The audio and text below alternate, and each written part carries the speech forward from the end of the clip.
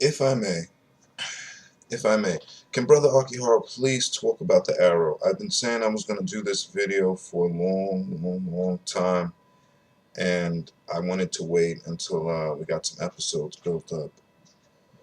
But by golly, if I may, the Arrow right now is like my favorite superhero show on TV, and probably of all time. Now, it used to be The Flash, the original show that came on back in 1991. That was C'est Magnifique, Mon Ami. That was a beautiful series. I loved it. I mean, Wesley Shipp, he was freaking amazing in that series. And then Smallville was pretty good too. You know what? Even before we get to Smallville, the Adventures of Lois and Lane with Dean Cain and golly gee willikers, what's this girl's name? And she played in the Desperate Housewives. But anyway, that was pretty good. And then Smallville was good until, then it hit that, it was hit or miss from about season 6 through about 8 or so. Anyway, make a long story short, the Arrow is freaking fantastic. What they're doing in there, the character development, the plot development, the storyline, the people that they're using in there. I mean, it's freaking amazing how they're able to name drop so many people, how they're able to make so many references to all the DC lore. For example, it's like, okay, you've got the Arrow, and the Arrow could be considered a lesser known person to your Fairweather fans or your everyday DC fans, but to people like me who grew up, I'm very familiar with Oliver Queen, Mr. Billionaire Man of Queen Industries and all that good stuff. I like his backstory. I definitely like his new retcon backstory a lot more. I mean, this is pretty freaking cool here. So I'll definitely give him that. The way they've built up the story, I see how they're kind of leaning away from superpowered people. But I mean, can they throw in any more Batman references? I mean, by golly, the League of Assassins is up in here. They dropping Ra's al Ghul. Woo! Wow, they dropping Ra's al Ghul up in here. I mean, this is amazing. We can get Lazarus Pits up in here. Now, obviously, we probably won't be getting any Batman, any Bruce Wayne, or anything like that anytime soon. But we are getting the Suicide Squad, and that is pretty fracking cool in itself. So I'm excited about that, especially that the episode where the Harley Quinn was in there. They didn't say it was Harley Quinn, but when she was in there, she was like, "If anybody needs some counseling help, I'm pretty good at that kind of stuff." And she had she would say like thick Queen's accent to a fucking T. It was awesome. So it was like, oh my goodness, I could just picture her like, "Hey, Mr. J, Mr. J loves me." Oh, so it's just exciting, very exciting. The way the show is going with the characters. Let's just pick somebody like Roy Harper. For the longest, I wasn't really sure where they were going with Roy Harper in there. Was Roy Harper going to be Speedy, or was Roy Harper going to be Arsenal? Because he hadn't lost an arm or anything like that, so I had no reason to think that it was going to be Arsenal. But as I saw the last episode where he called Thea Speedy, and it made a lot of sense to me. I was like, okay, so Thea's gonna be the mini Red Arrow female, and Roy Harper is going to be Arsenal. That's pretty freaking badass. Now I'm trying to figure out how Laurel is going to get the Sonic Scream, because I mean obviously that's what she gets. She gets the badass fighting skills, and then she gets the Sonic Scream. So let's see how they incorporate that into the series. I like Oliver. I like the character development behind him and whatnot. I mean, his team is pretty cool. I got no problems with Diggle. I got no problems with the hacker chick. Oh, I forget her name. But I do like the relationship that was semi-budding between her and Wally West or Barry Allen, whichever young Flash. I'm gonna go ahead and say that was Wally West, because he was all doing the forensics, and that was what was that, Barry Allen? It's either Wally or Barry. I'm pretty sure that it was doing the forensics, science, and all of that good stuff, like the original Flash. So that Oh man, this show is like it holds me deep into the night. It cuddles me, and when I wake up having a bad dream, it's like the arrow is there to let me know that things are okay. It's there to comfort me and give me a kiss on my forehead so that I can fall back to sleep. That's what the arrow is doing to me. Now, as far as that Agents of S.h.i.e.L.D., which just started doing good as of dealing with the Captain America movie about two weeks or so ago. Agents of S.h.i.e.L.D., I'm probably a slightly bigger Marvel fan than I am a DC fan. So I had extremely high hopes for Agents of S.h.i.e.L.D. And it was disappointing me on so many levels, not because the show was shitty, by no means. It was because they were locked into so many contractual agreements and they couldn't do this or do that. For example, Agents of S.h.i.e.L.D. are about S.h.i.e.L.D. agents, Strategic Homeland Enforcement International Logistics Division, and they're basically the creme de la creme. I mean, they know all the secrets.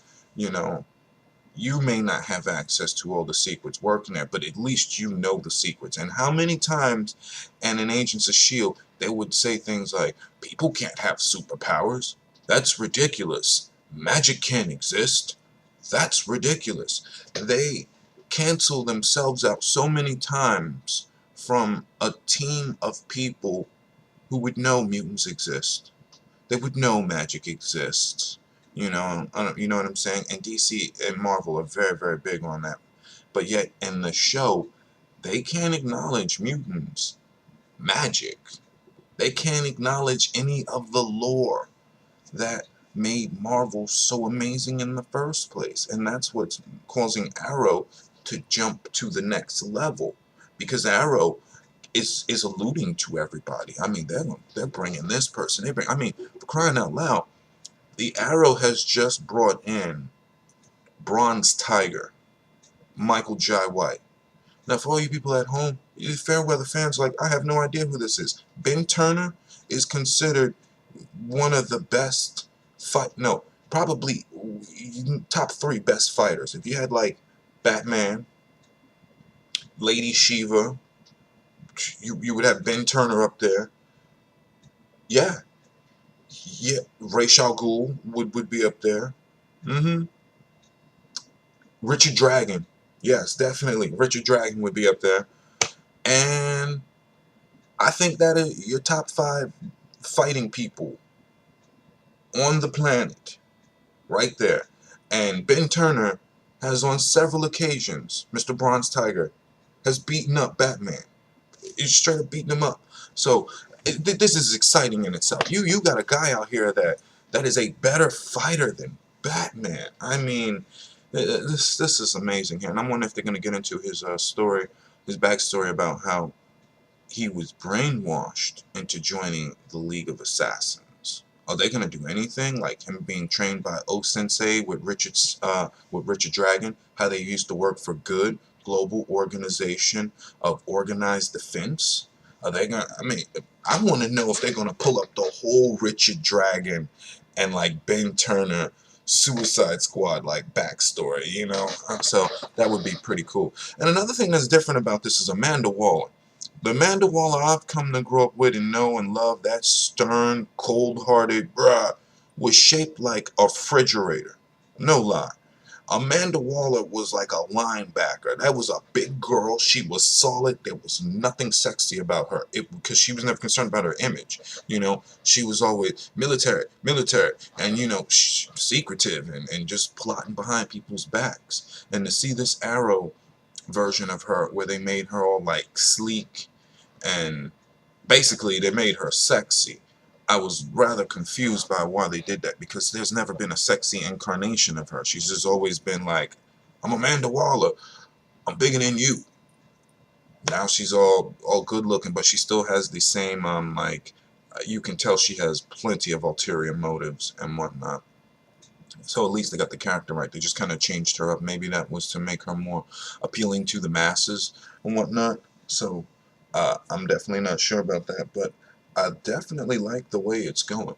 Agents of S.h.i.e.L.D., in order to keep up with the Arrow, really needs to be able to incorporate all the lore that's made Marvel famous in the first place. You know, you can't get by off of name dropping forever.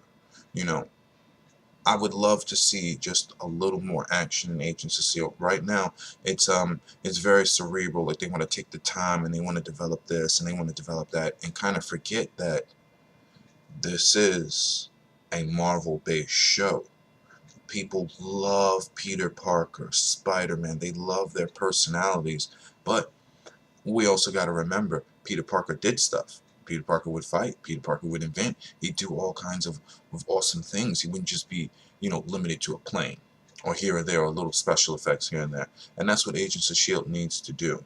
If they could make all of their episodes like the last three, kind of starting with the when they brought in Lady Sif.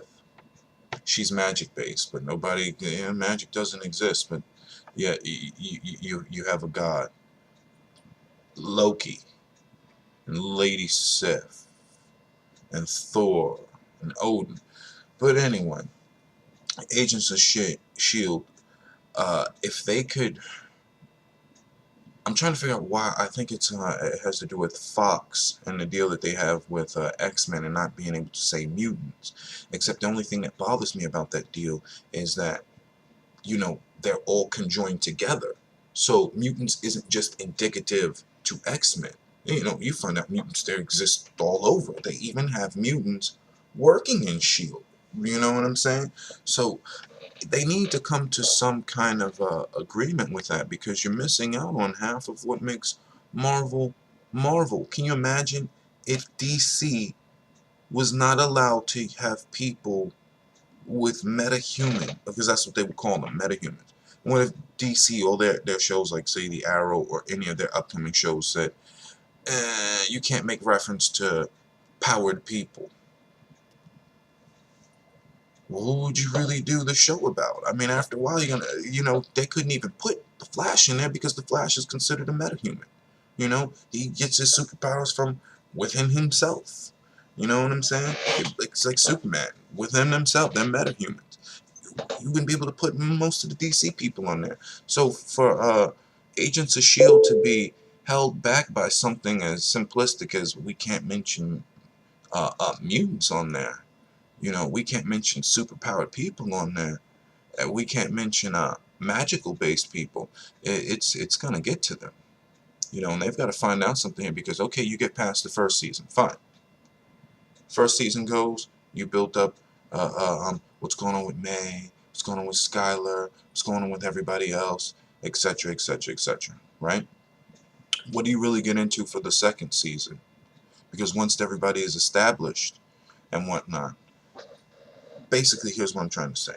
If the second season is going to be Hydra versus the remnants of the Shield, which goes away. I mean, does this mean Hammer is going to form? Norman Osborn is going to start? Because in the comics, the Shield goes away, and then Hammer starts.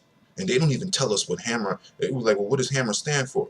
Still classified. We don't even know what Hammer stands for yet. We just know Norman Osborn is running it. I don't know, Green Goblin. So does this mean that the remaining few agents are going to be trying to fight off super-powered, crazy Nazis by themselves? Baron Stroker, Baron Zemo, Ulysses Claw, Red Skull, MODOK, a.i.m? How the hell are they going to fight these people by themselves? It's no way. It is freaking no way. Now, I'm not a German Nazi fan by no means, but those guys, they just took down and infiltrated S.h.i.e.L.D.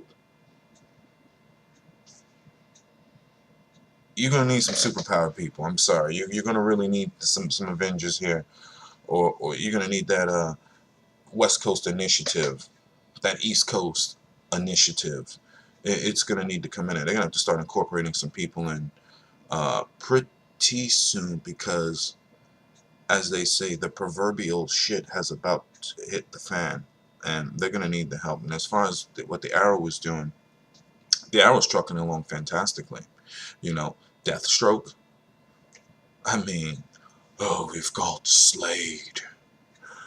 Oh, I'm coming for your family, Arthur, and I'm gonna make you suffer. I'm not gonna kill you because that'd be too sweet. I'm gonna make you suffer, and I'm gonna enjoy it, and it's gonna be sweet, delicious. How could you not like somebody like Deathstroke? This is a guy who's bested Batman and the Teen Titans just because, using 98% of his brain, strategizing like there's nobody's business, calculating, formulating. Deathstroke, he is something else. I'll give him that. That's a great villain to put in there. I mean, that's a really, really, really good top-notch villain to place into to DC. The Arrow. I mean, this is cool. I'm very, very excited to see how this plays out. I'm excited to see if the Flash makes an appearance again, or is he just going to hold him out for his show. So this is a really, really, really, really good time for superhero fans, and it kind of makes me wonder more where both of these shows are going. Agents of S.H.I.E.L.D. is a little bit more difficult to tell where they're going because they have so many restrictions. And the Arrow, they kind of let me know that they're going to try to incorporate as many people, name drop as many people, and put in as many people as they possibly can. Arrow is Easter egging like nobody's business. Hey, it's all over the place. So I'm definitely excited about that. I cannot wait to see Arsenal on the scene. And then I even got to say this too.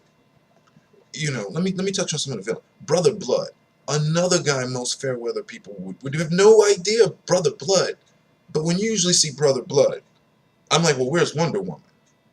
You know what I'm saying? I'm like, where's like Wonder Woman and Supergirl and good golly, what's the other girl? Wonder Woman's protege. It's all with the Teen Titans. Well, I forget her name, but I usually expect to see them too. And once again, just to see these extra people in here, and DC is really trying to get you to know other people besides Batman. And I am so thankful for that because we got so many people, Batman, Batman, Batman, Superman, Batman, Superman. And I'm like, yeah, there's probably another 300 other people, and half of those people are just as cool as Batman and Superman, you know. So they give us another rich billionaire. Gizmos and gadgets and all of that stuff, ninja training. Hey, works for me. Definitely works for me. I enjoy it. And as far as this next season, or how do I think the season's going to end or culminate, I'm not really sure. All I know is Arrow is not going to beat up Deathstroke. Batman couldn't stop Deathstroke. Teen Titans couldn't stop Deathstroke. So we know he's going to be around for a while. That's okay. We need a villain. Because in Marvel and DC, villains don't die. You know what I mean? They just get temporarily stopped, and then they plan it, and they come back. So having the Doctor Doom planner of DC, this is exciting time right here.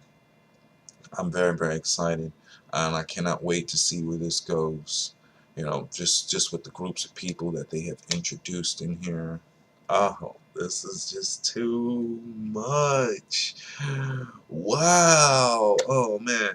Like I said, just a good time to be an Arrow fan.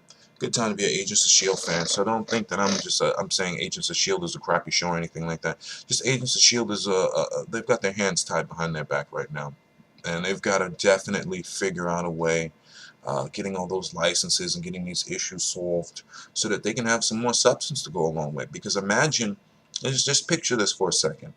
You have to make a Marvel story, but you can't make reference to most of the Marvel lore. So you can use Agents of, and this is really hard because, as you would know, these Agents of S.H.I.E.L.D. have access to everything. You have, like, your Nick Fury. You know all of the information out there that's within the government to know. And I'm not talking about that's out with a.i.m or Hydra or with other organizations out there that you don't have access to, that you're not privy to. We're talking about within the country. within your organization, you know what's going on. So how long can you sit here and act like there are no mutants out there when you would have been cataloging them since the 30s? Nick Fury, who's been around since the 30s and took a derivative of the super soldier serum, which is why he doesn't age, why he's known Captain America for a long time. So you got to put that in there. You can make a show being led by a guy who is 90 plus years old and has access to just about everything, but then can't make reference to other stuff. Oh, Agents of S.h.i.e.L.D. But since the last 3 episodes have been stellar, I'll give you a chance.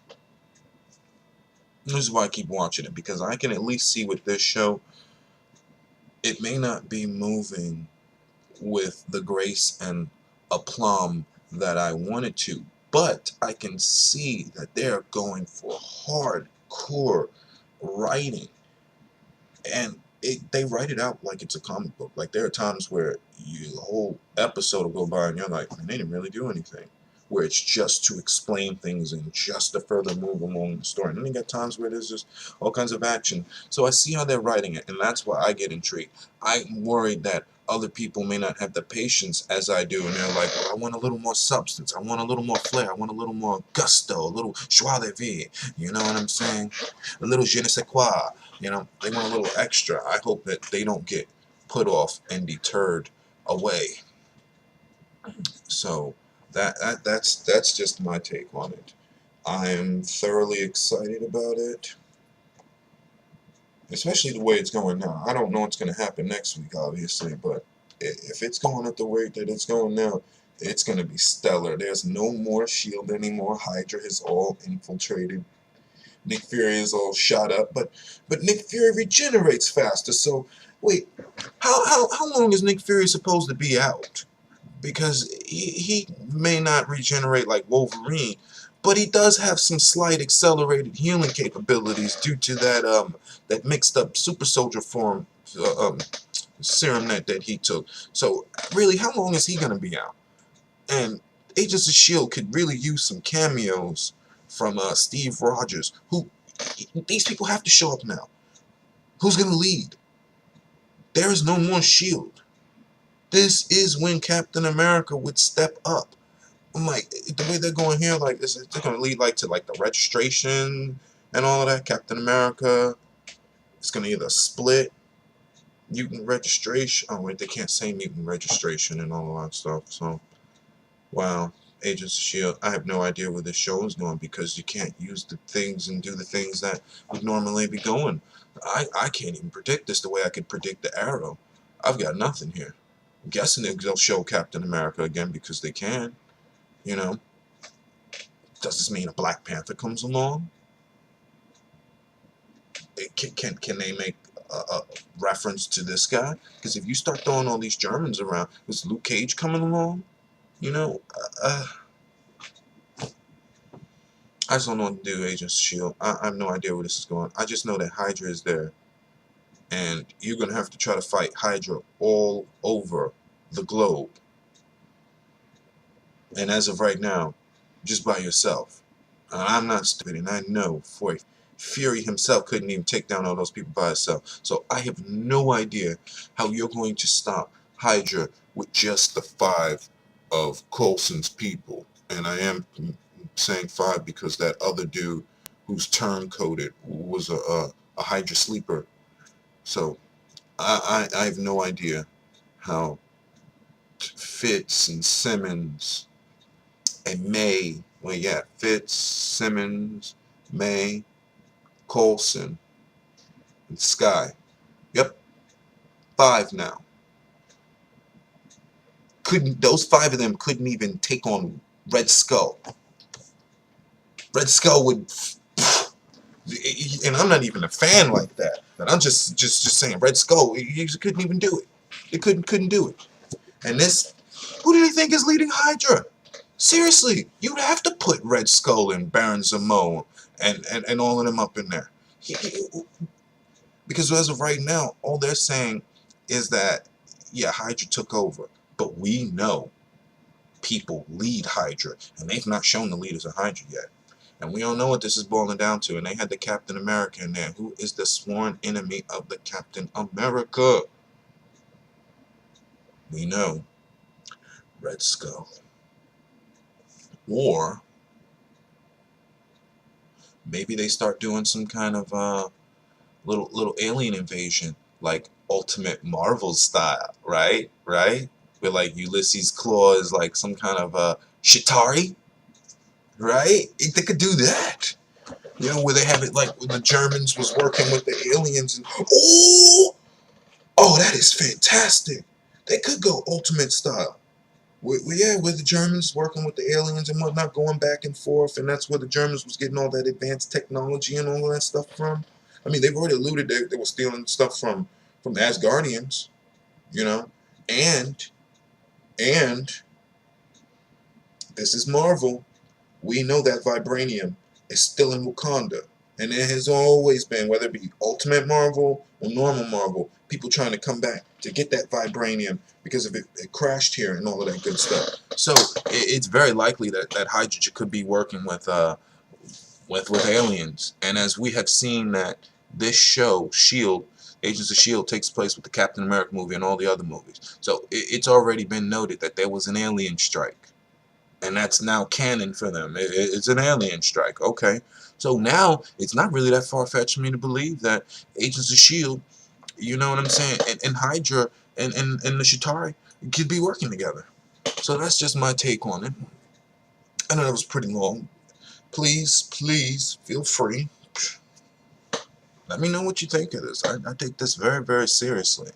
You know, this is some awesomeness right here, and I'm glad to see that they're doing it right to the point where I can actually have, 27-minute discussion, rant, rave on these shows. So I am thoroughly excited, adulated, happy. Ah, can you smell that? It's a moment we've waited for years. When you to have grown up reading comics, and you read them and you read them. For example, I'm growing up in the Bronx, living on the 10th floor. I used to think, no lie, Peter Parker would come swinging by, because in the comics, they, at least in Marvel, they give real addresses for their people, like where Daredevil would, lived in like Hell's Kitchen, and Peter Parker, lived in the Bronx or Queens, and they would frequent fighting around in the areas, and I'm like, oh my goodness, man, look at this. Peter Parker's gonna come swinging by this building. It's gonna be crazy. Venom, they're just gonna be fighting. It's gonna be symbiote fight all over the place. He's telling my mom, we need superhero insurance, okay? Because they're destroying stuff left and right, So, and to finally to see that imagination it come to fruition and see it with like real people and stuff. I mean, it's just mind-boggling. It's exciting. I'd imagine it's no differently than like you read the J.R.R. Tolkien books, The Hobbit and Lord of the Rings, and then you just finally see that come to fruition. You know, it's an amazing time for us DC and Marvel fans. So that's all I have to say for now. There'll be plenty more of these to come. So brother Akiharho is out of here. Stay classy, world. Stay classy and beautiful, America.